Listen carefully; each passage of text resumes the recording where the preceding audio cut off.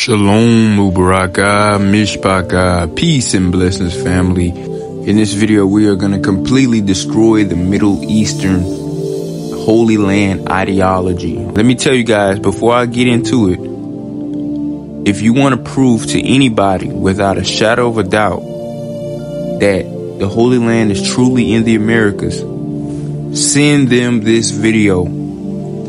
Because this video is probably more than enough evidence that anybody needs to know that the Holy Land is truly in Western North America. In fact, this is probably the only piece of evidence. You can literally delete every single video off my channel. This is probably the only piece of evidence that is needed to show and convince anyone, as long as they, are not arrogant. You know what I'm saying?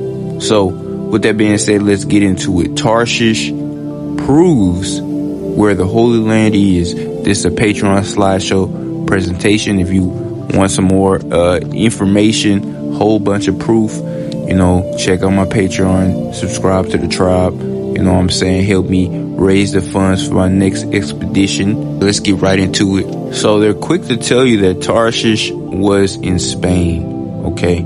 They tell you that Tarshish was in Spain. If you Google where Tarshish is, you'll see a whole bunch of pictures like this. They'll tell you Tarshish is in Spain. Tarshish is in Spain. Okay.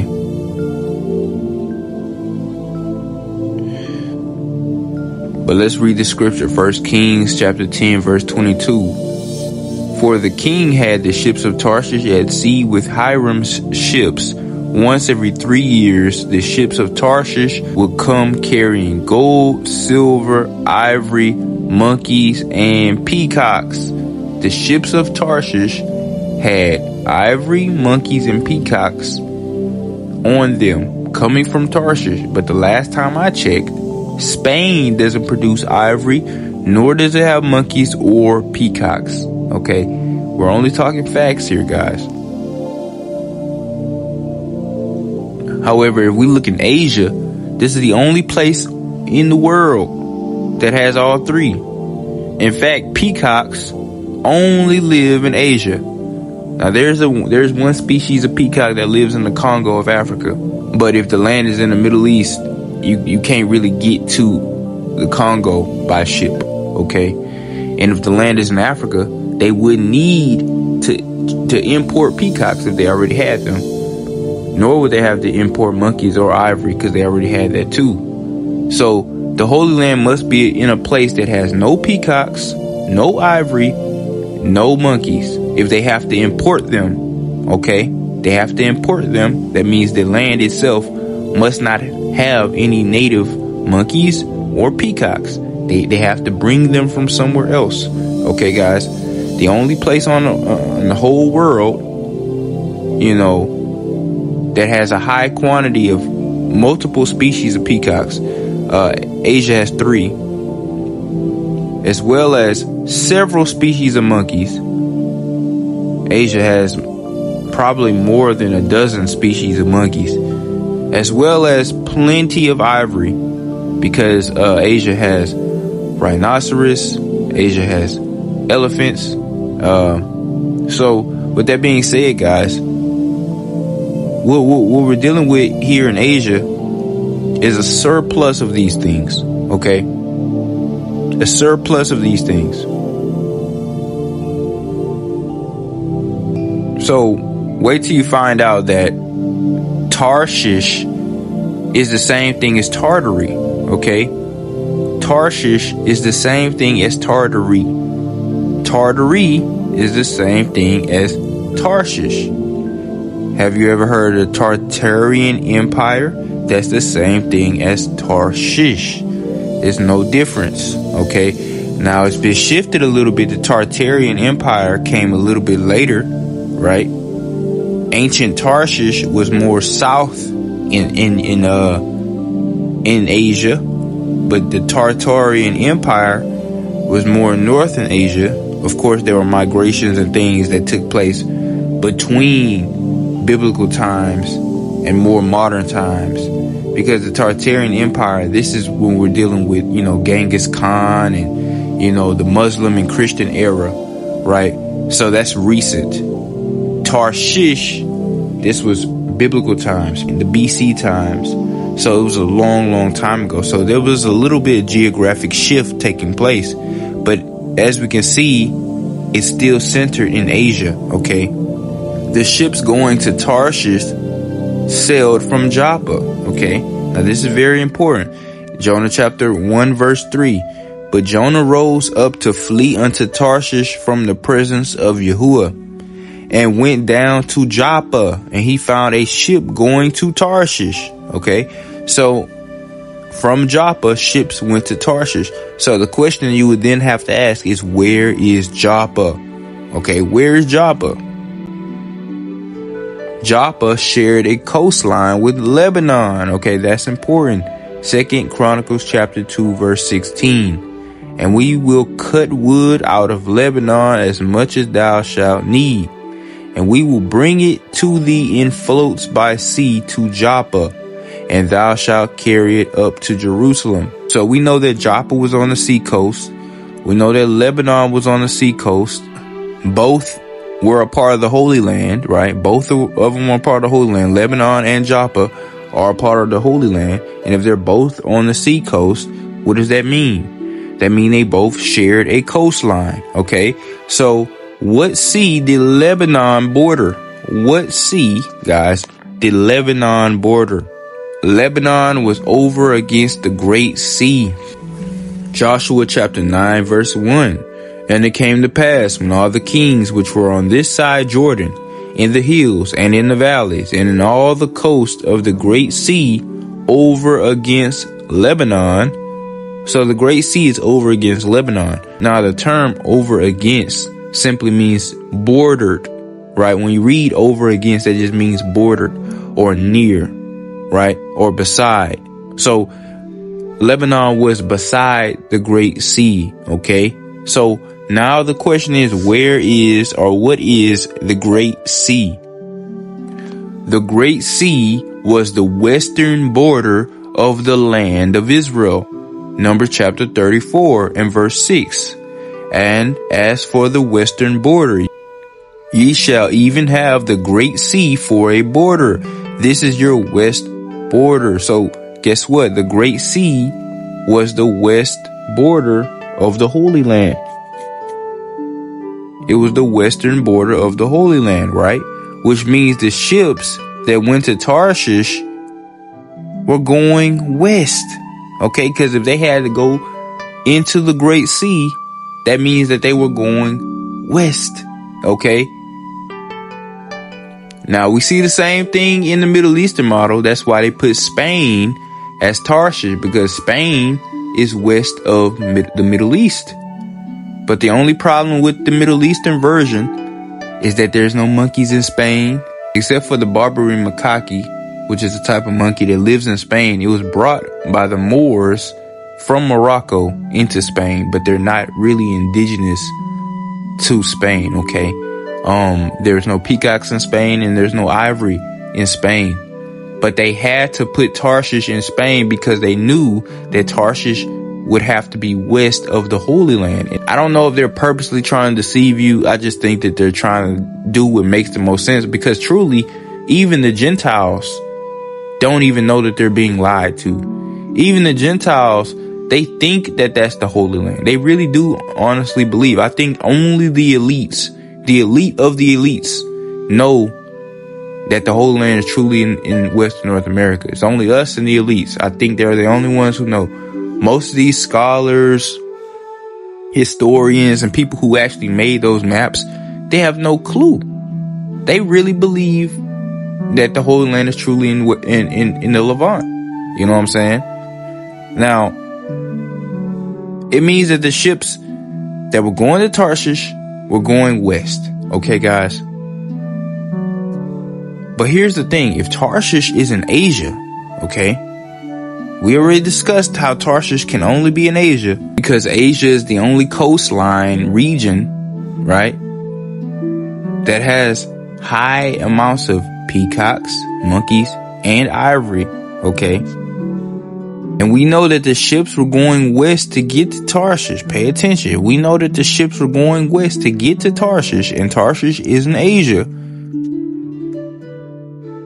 Then the Holy Land, the land of Israel, is in Western North America, guys. It's just that simple. Now, guys, there's something else I want to show you. This book right here is called Eclampus Vitus, Anthology of New Dispensation Lore.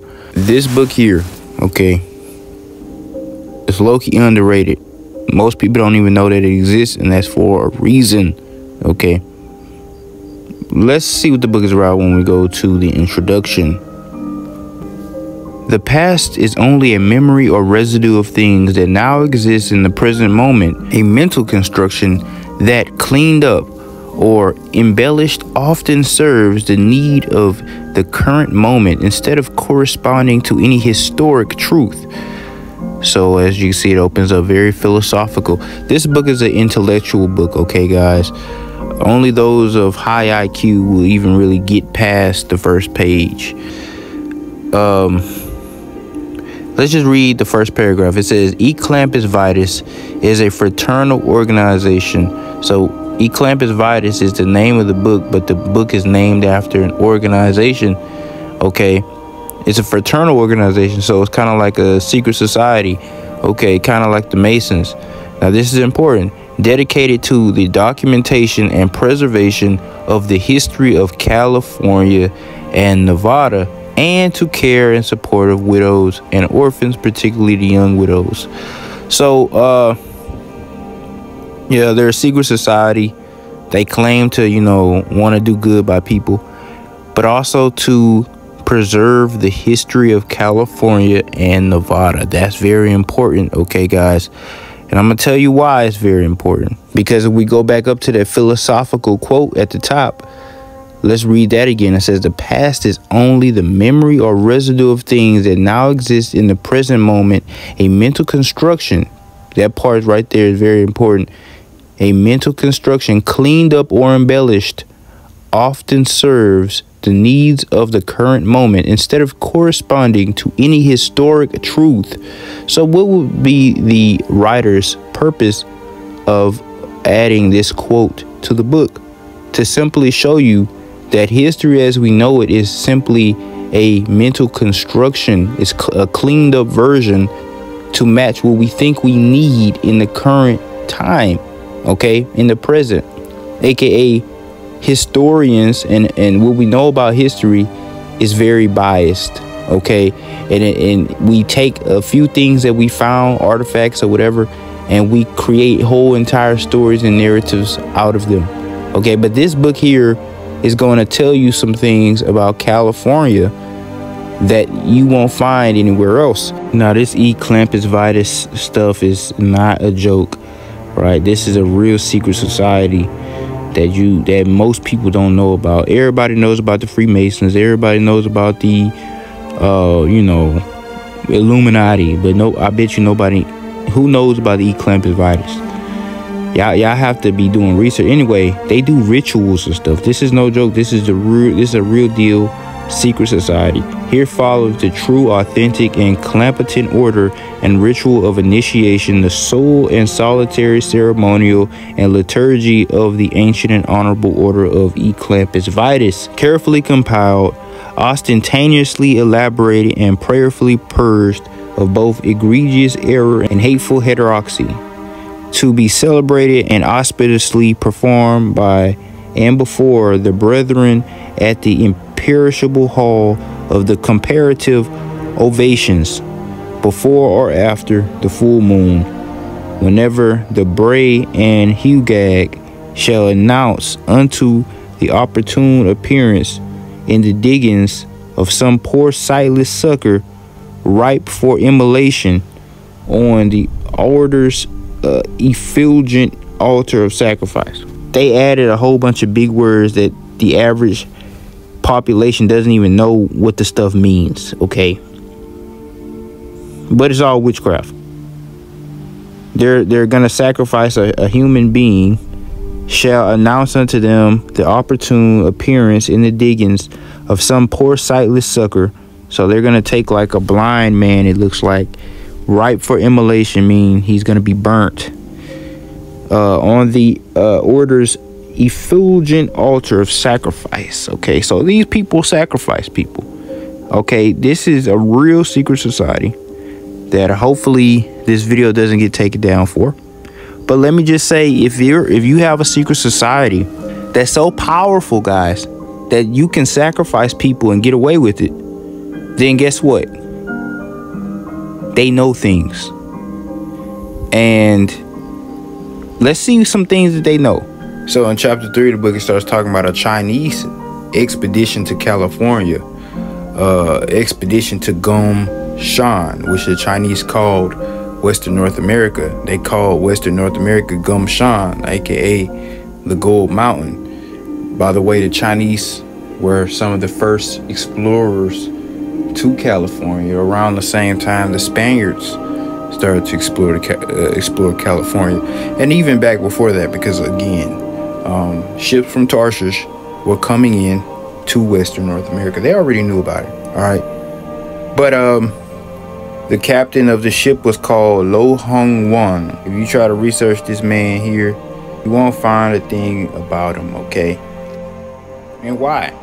Because if you go to the next page in the third paragraph, it says, unfortunately for the scoffers, in this case of He Li, which was the main explorer who got off the ship, the evidence rests not alone upon the precious manuscript records now reposing in our vaults, which means they have evidence in their vaults. They have manuscripts in their vaults.